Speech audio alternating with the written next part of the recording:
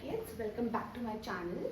So as discussed in the last class, we have finished up our nomenclature with the examples और अब मैंने कहा था कि हम आइसोमेरिज्म पढ़ेंगे.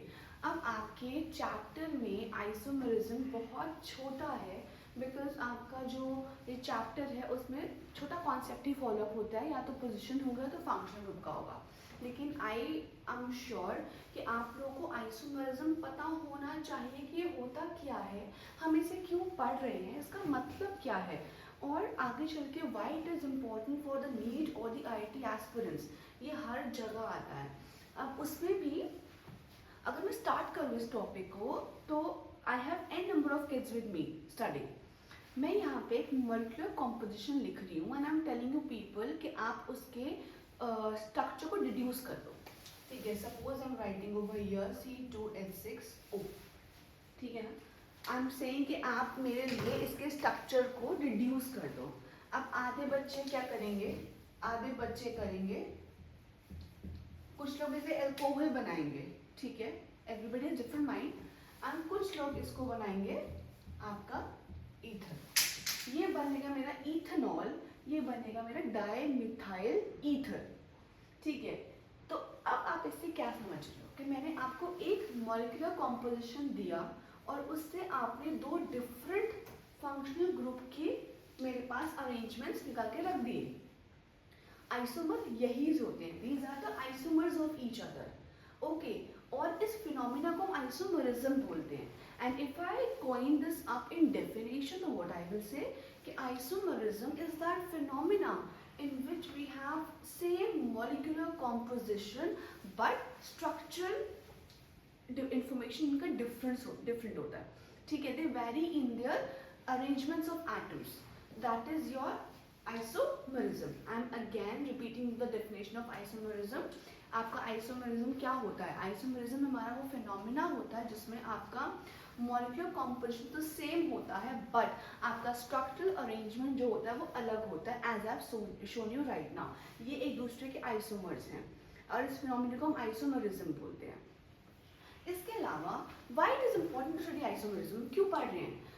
खाली आपका फंक्शनल ग्रुप ही चेंज नहीं होता है, इनका अरेंजमेंट ही चेंज नहीं होता है, इनकी फिजिकल प्रॉपर्टी, इनकी केमिकल प्रॉपर्टी, इनका रिएक्टिविटी, ये सब चेंज करता है.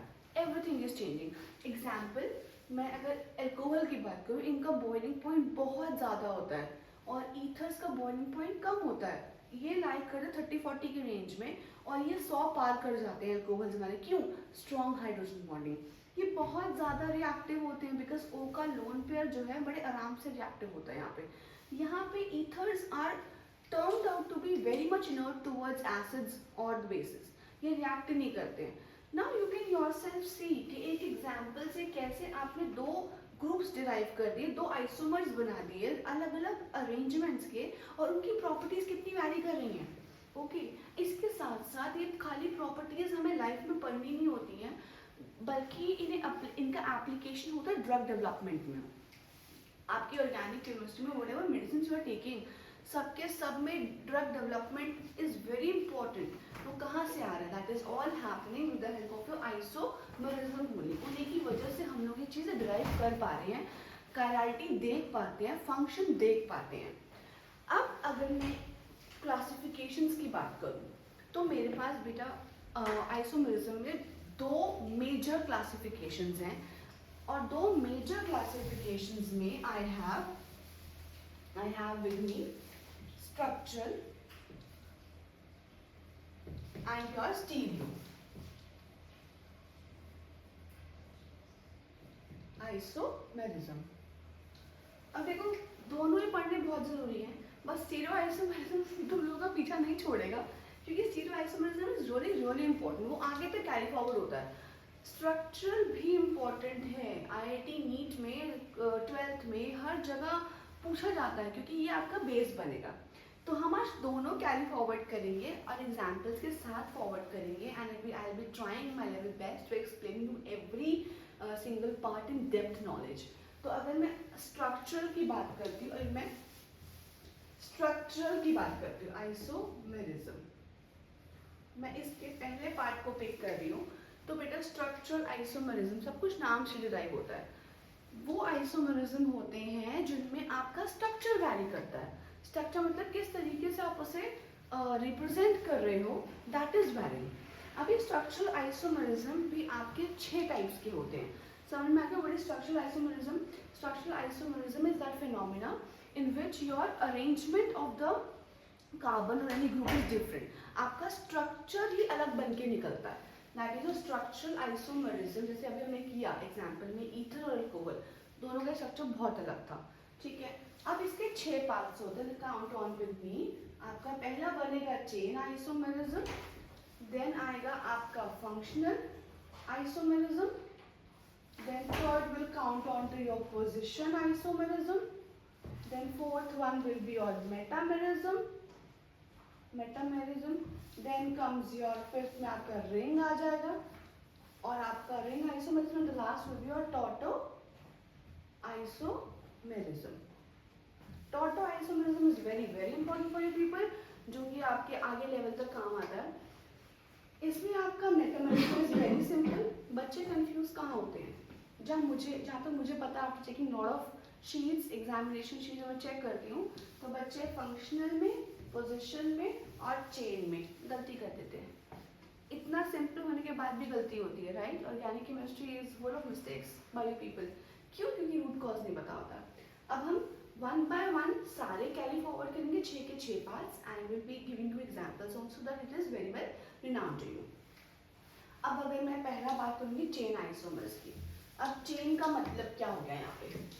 चेन आइसोमरिज्म मेरा ये मेरे वो स्ट्रक्चरल आइसोमरिज्म में आएगा जिसमें मेरे डिपेंड करेंगे नंबर ऑफ कार्बन एटम्स मेरे कैसे अरेंज्ड है। अब वो कार्बन चेन लॉन्ग भी हो सकती है, वो कार्बन चेन ब्रांच भी हो सकती है, it all depends on you. Chain का मतलब क्या हुआ? ब्रांचिंग भी हो सकती है, नॉन ब्रांचिंग भी हो सकती है। सिंपल शब्दों में that is my chain isomerism. Okay, अच्छा एक और चीज, पहले इसके एग्जाम्पल सुन लीजिए। सपोज मैंने यहाँ पे लिख दिया CH3 CH2 CH3, ये मेरा ब्यूटेन बना, सिंपल एन नॉर्मल ब्यूटेन। बच्चे पूछते हैं कि मैम एन क्यों लिखते हो? आप मत लिखो, एन का मतलब एन हम यूज करते हैं when we are going to derive the isomers of it, जो कि आपको क्लास 10th में भी सिखाते हैं, ठीक है। तो एन का मतलब होता है एक नॉर्मल स्ट्रेट चेन ब्यूटेन है। यहाँ पे 1 2 3 और मैंने यहाँ पे कर दिया कि ब्रांचिंग। तो ये है तो 4 कार्बन ही, ठीक है ना, 4 कार्बन ही, बट मैंने ब्रांचिंग कर दिया। Put off this group over here, now it is CH3 CH3 H and CH3। Okay, तो 1 2 3, 2 पे मिथाइल प्रोपेन, तो ये दोनों आपस में क्या है? चेन आइसोमर्स हैं, क्योंकि इसमें हमारा ब्रांचिंग और नॉन ब्रांचिंग में वैरी आउट कर रहा है। और एक और चीज, आपके चेन आइसोमरिज्म आपको बनाने के लिए मिनिमम 4 कार्बन चाहिए होते हैं आपको, ठीक है। आप ये प्रोपेन में नहीं कर सकते हो, आप ये मीथेन में नहीं कर सकते हो, आप ये इथेन में नहीं कर सकते हो, because they all have 1 isomer, जो कि वो खुद ही होते हैं। मीथेन का मीथेन ही आइसोमर है, इथेन का इथेन ही है, प्रोपेन का प्रोपेन ही है। ब्यूटेन के 2 हो गए। अब अगर मैं यहाँ पे आगे बढ़ जाऊँ, पेंटेन पे आऊँ, पेंटेन के 3 बन जाएंगे मेरे पास। Let us discuss that also one time. 1 2 3 4 5, it is normal n pentane. मैं नंबरिंग कर रही हूँ यहाँ पर, आप उल्टी साइड से भी कर सकते हो, क्योंकि अभी हमने कोई भी ग्रुप या ब्रांचिंग नहीं करी है। मैं एक को उठा के यहाँ रख देती हूँ, 1 2 3 4, और ये हो गया इधर ऐसे, ठीक है। 2 पे मिथाइल, व्हाट डू वी से, 2 पे मिथाइल ब्यूटेन, ठीक है। आप चाहो तो इसमें एक काम और कर सकते हो,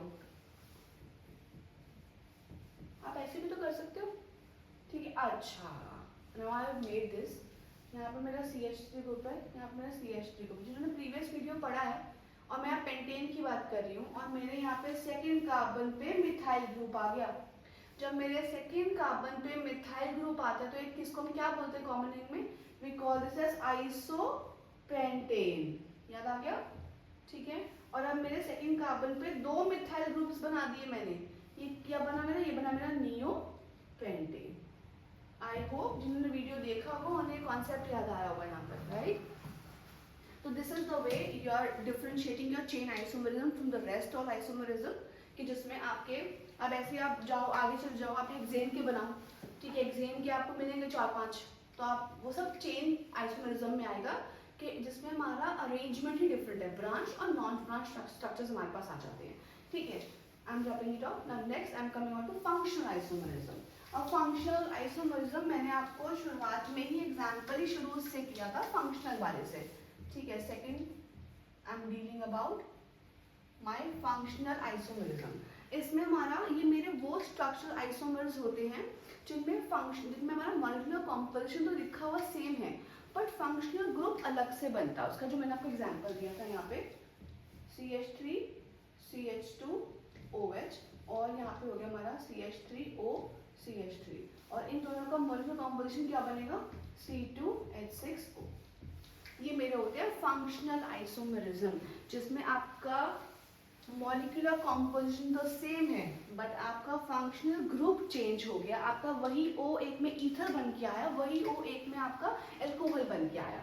वेरी सिंपल क्लैरिफिकेशंस, ठीक है। The next one comes out to be your position.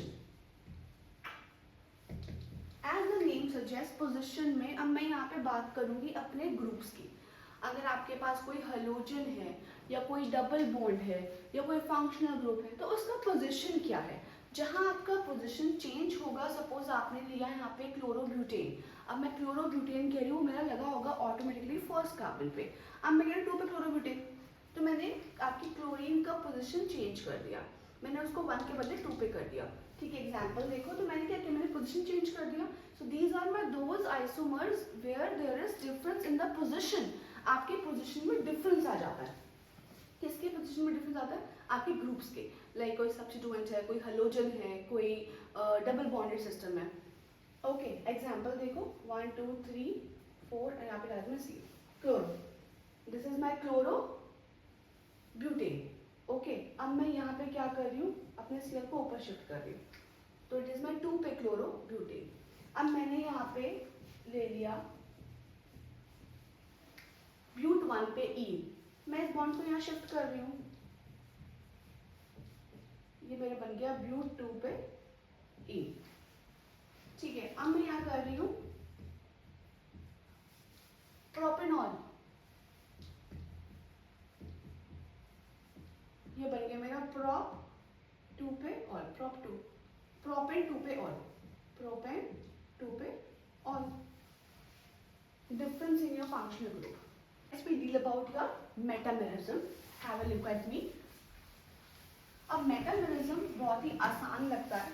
Metamerism में क्या होता है कि हम बोलते हैं हमारा वो स्ट्रक्चरल आइसोमेरिज्म है जिसमें आपके फंक्शनल ग्रुप के राइट और लेफ्ट साइड पे आपके अल्काइल पार्ट्स अलग अलग हो जाते हैं, ठीक है। एग्जाम्पल है मेटामेरिज्म का नंबर 4 मेटामेरिज्म, ठीक है। अब जैसे मैंने कि बोला आपके फंक्शनल ग्रुप के राइट और लेफ्ट साइड पे आपके मिथाइल ग्रुप्स अलग हो जाते हैं, दैट इज योर मेटामेरिज्म। ये मेरे स्ट्रक्चरल आइसोमेरिज्म के अंदर ही आता है। Example CH3O C2H5, ethyl methyl ether, ethers की नेमिंग कैसे होती है कॉमन, जब आपका आप अल्फाबेटिकल ऑर्डर में आप अरेंजमेंट करते हो अल्काइल ग्रुप्स का, ई पहले आता है या फिर एन पहले आता है, ई पहले आता है ना, तो इथाइल मिथाइल ईथर, यहाँ पे C2H5, यहाँ पे CH3। इस ग्रुप के राइट साइड पे है इथाइल, लेफ्ट पे है मिथाइल, और इफ आई से मिथाइल प्रोपाइल ईथर, तो इस O के इस साइड पे आपका मिथाइल और इस साइड पे आपका प्रोपाइल। तो जब आपके अल्काइल ग्रुप्स अलग हो जाते हैं आपके फंक्शनल ग्रुप के आसपास, उसे हम क्या बोलते हैं, हमारा metamerism. Now the next one is your ring isomerism. अब रिंग आइसोमेरिज्म का डेफिनेशन क्या होगा, दीज आर माय दो structural isomers in which we have a branch structure and we have a ring structure. एक ओपन चेन होता है और एक क्लोज चेन होता है। अब कैसे होता है वो देखो, and the phenomena is called ring isomerism. अब मैंने यहाँ पे ब्यूट 1 पे ईन बनाना है, बट क्योंकि ये रिंग मुझे बनानी है तो I will make in a different way out like this, but 1 पे ईन। अब अगर ये बॉन्ड यहाँ आ जाए तो इट्स अ बॉन्ड ट्रांसफर, ठीक है। तो what I will get my cyclobutane. अब ऐसे अगर आपको लगता है कि मैम हम कंफ्यूज होते हैं, हम नहीं बना पाते हैं, तो आप पेंसिल लेके you make the bonds also, बाद में रब कर दो, सिंपल। अब अगर मुझे साइक्लोपेंटेन बनाना है, मुझे पता है कि मुझे यहाँ जाना है, ऑर्गेनिक केमिस्ट्री में तो हम पहले प्रोडक्ट लिखते हैं, हम बाद में डिराइव करते हैं वो कैसे आया होगा, ठीक है ना। Now it is carbon, carbon, I am teaching because of you people, ठीक है, कार्बन। अब यहाँ पे आप डबल बॉन्ड कर दो इसको, ठीक है। तो आपने अभी क्या बना दिया, पेंट 1 पे ईन। अब अगर ये बॉन्ड यहाँ चली जाए तो साइक्लोपेंटेन बन गया आपका, ये ना साइक्लोपेंटेन आपका। ऐसे आप हेक्स 1 पे ईन लेकर साइक्लोहेक्सेन बना दो, आपने ईन से एन में कन्वर्ट कर दिया। Okay, that is your ring isomerism. Now comes the important one, tautomerism.